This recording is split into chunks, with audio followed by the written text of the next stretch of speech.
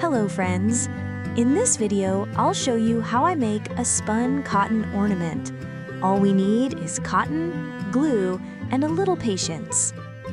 I'm using wallpaper glue, or PVA, diluted with water. The cotton I use has a layered texture, which makes it easy to shape. For this figure, I chose a rounded, simple form. Once I sketched this character and kept it in my sketchbook. Now I'm bringing it to life. I take wire, attach arms and legs according to a simple scheme, and secure everything with paper tape.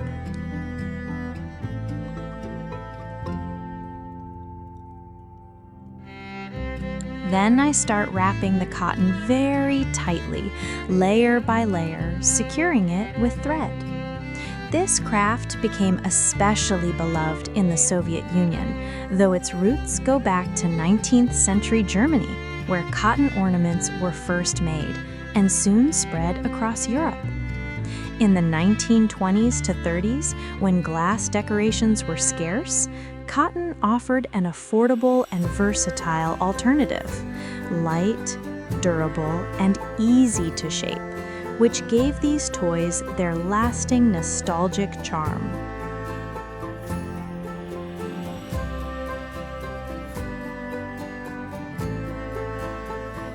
I prefer them firm and solid, so I carefully wrap each layer with thread, making the figure durable. Small pieces of cotton can be added here and there to even out the shape.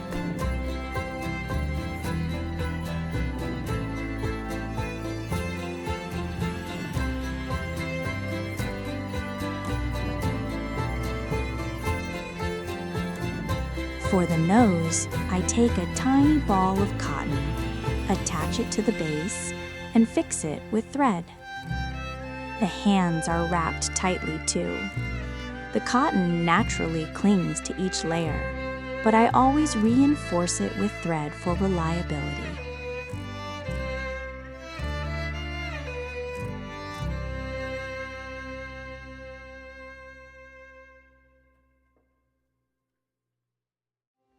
Since this is a Christmas ornament, I don't add fingers or complex shoes. Instead, I keep the rounded, wintry forms. For the feet, I shape a small step and prepare cotton pieces by tearing them into fragments rather than cutting. This way, they blend more naturally.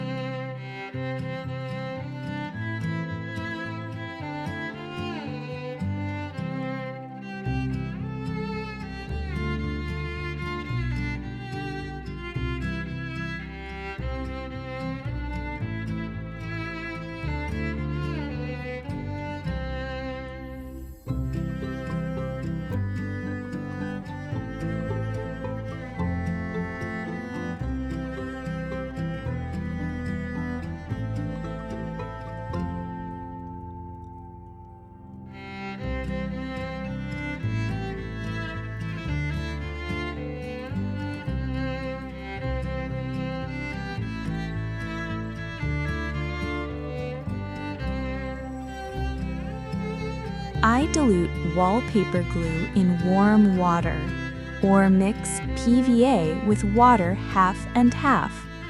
Usually, I work with wallpaper glue. Each piece of cotton I apply with a brush. I prefer this to working with sticky fingers.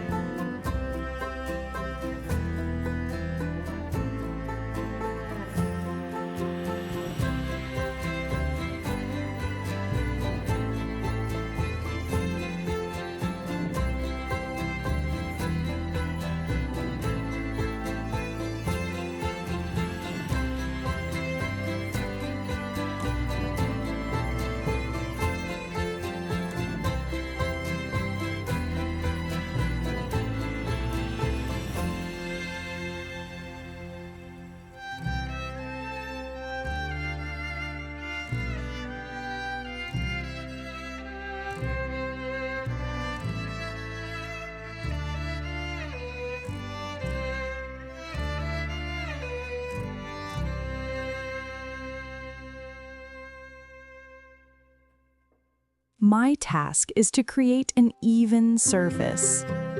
By layering cotton, I can sculpt eyebrows, form eyes by pressing small pieces with a tool, and build a hat with its fluffy brim and pom-pom.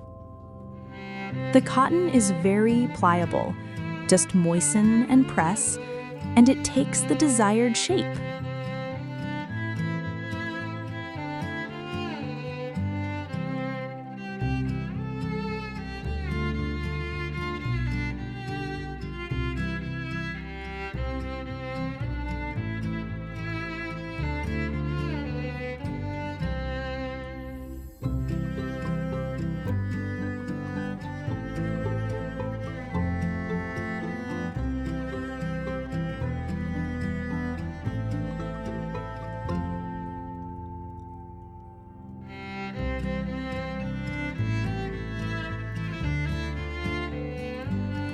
In 19th century Germany, the first spun cotton ornaments were made with the simplest of things: a bit of cotton, a strip of fabric, and homemade paste made from flour and water.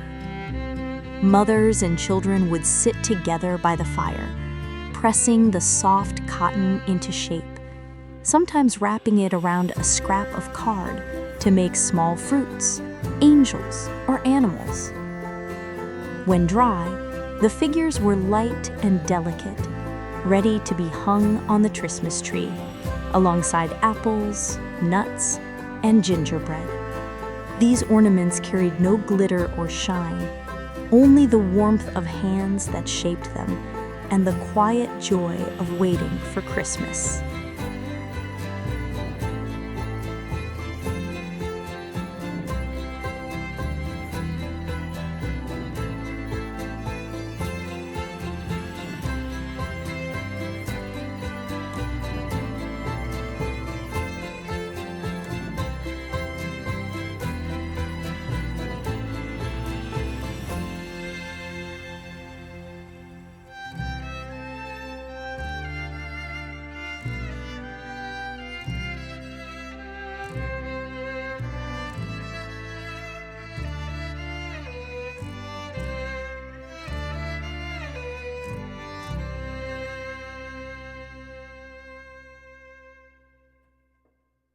Step by step, I add trousers, straps, and other details.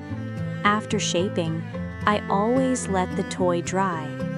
If the cotton remains damp, it can lose form. When it's dry, the figure becomes strong and ready for painting.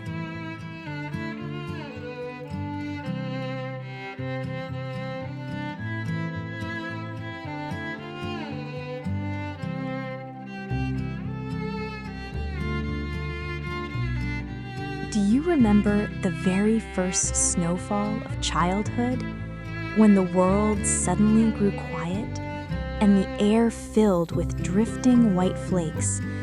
Each snowflake landed gently on a mitten, and for a moment, it felt like holding a secret from the sky. Back then, snow was not just weather, it was magic. It transformed the familiar streets into something new, something filled with wonder. Every branch became a sculpture, every window a lantern glowing in the hush of winter. And just like those flakes gathering together, layer after layer, this cotton grows into shape. From something so simple, a story begins to appear. A figure slowly takes form, fragile yet full of promise, as if every thread of cotton carries with it the memory of that first snow, when the world felt endless and the night held only peace and dreams.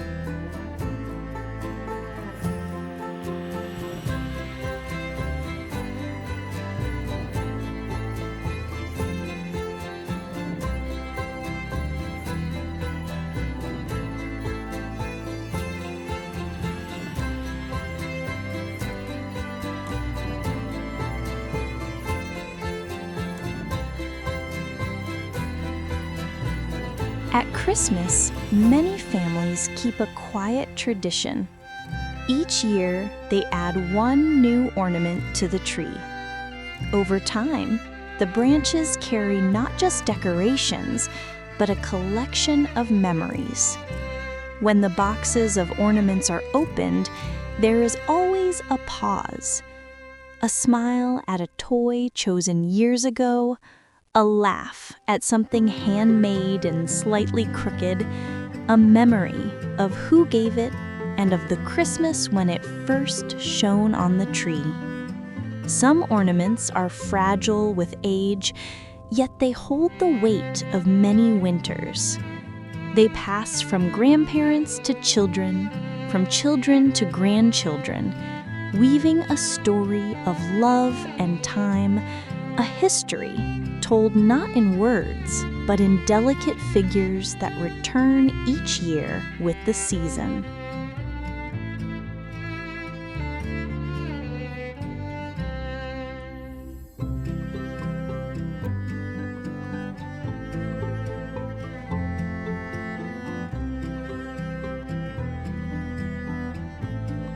And there is a special kind of magic in unwrapping an ornament wrapped long ago in soft paper. The paper is yellowed, the ribbon a little frayed, but the moment you lift the figure into the light, it feels as if time folds back. For a heartbeat, you see not only the toy itself, but the Christmas mornings of childhood, the smell of pine and cookies, the sound of carols drifting through the room, the laughter of family gathered close. Even the simplest ornament, a cotton angel, a paper star, a small wooden toy, can hold the weight of generations. It reminds us that we are part of something larger, a chain of winters and stories passed gently from one set of hands to another.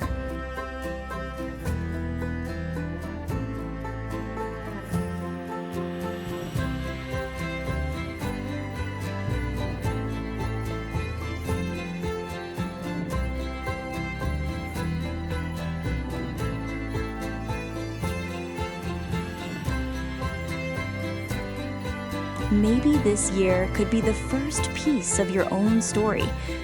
Imagine choosing one ornament, simple or special, and letting it mark this moment in time. Next year, you add another, and little by little, a box of memories begins to grow. A treasure chest of winters, waiting to be opened year after year.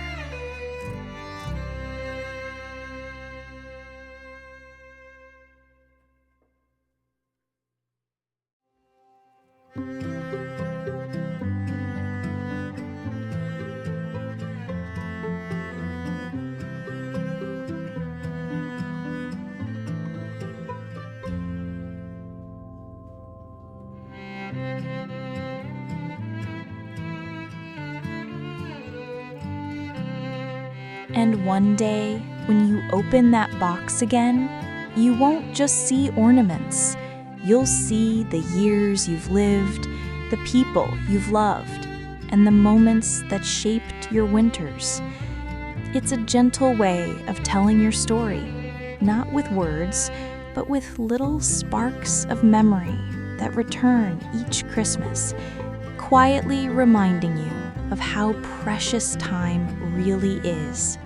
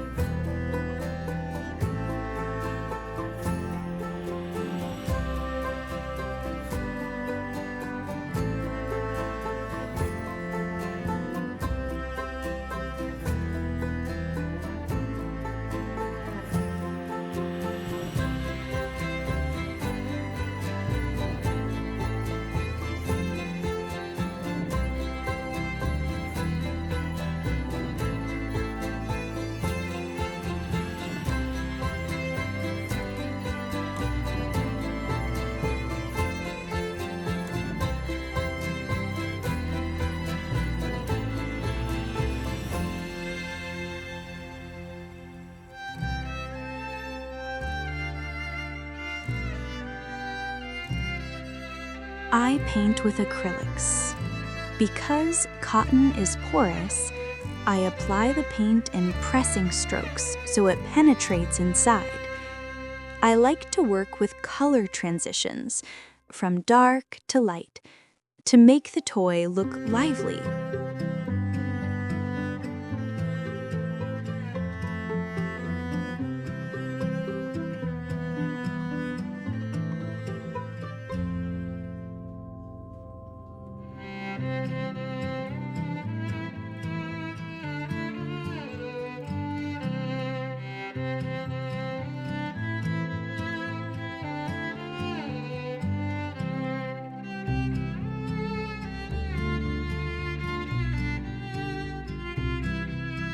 Painting one toy takes 3 to 6 hours in 2 sessions.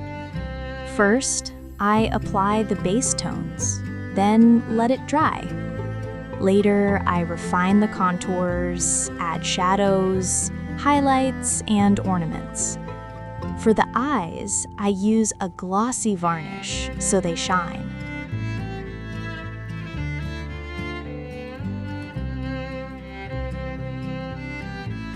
By the way, did you know that in the Soviet Union, spun cotton ornaments often showed not only Santa or animals, but also cosmonauts, athletes, and fairy tale heroes?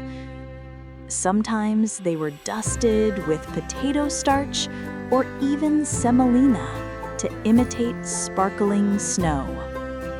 And in many schools, children would make these ornaments together as part of the holiday preparations. Christmas has always been a way to bring light into the darkest season. Outside, the days are short, the skies are gray, but inside, we can create our own warmth. The simple act of decorating, hanging lights in the window, placing ornaments on the tree, setting a small candle on the table turns the room into a world of comfort. These little rituals remind us that beauty matters, especially when the world outside feels cold and heavy. They are sparks of hope, tiny celebrations that carry us through the winter and make the season feel alive with wonder.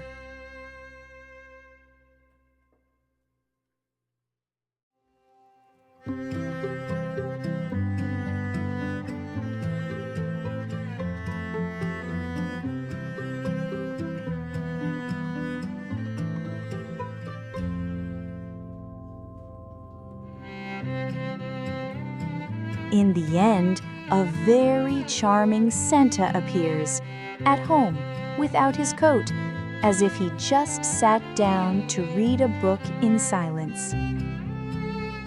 Thank you so much for watching. If you enjoyed this video, feel free to give it a like and subscribe.